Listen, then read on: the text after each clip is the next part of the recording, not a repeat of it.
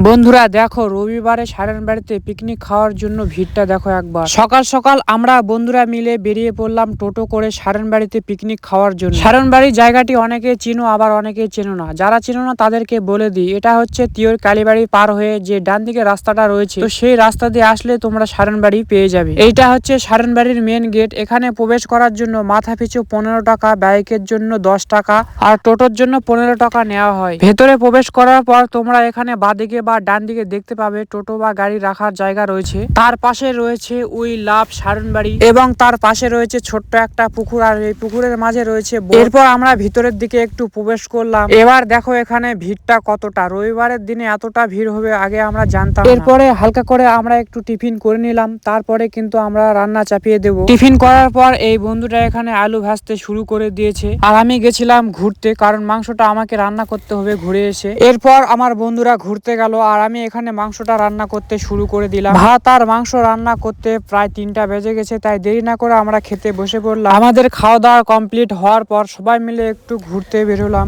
ঘুরতে ঘুরতে প্রায় 5:30 বেজে গেল, তাই ভাবলাম আমরা এখন বাড়ি চলে যাব। আর তোমাদের মধ্যে কে কে সারেনবাড়িতে পিকনিক খেতে গেছিলে অবশ্যই কমেন্ট করে জানাবে, আর ভিডিওটা ভালো লাগলে একটা লাইক করে দেবে। তো দেখা হচ্ছে পরে কোনো ব্লগে।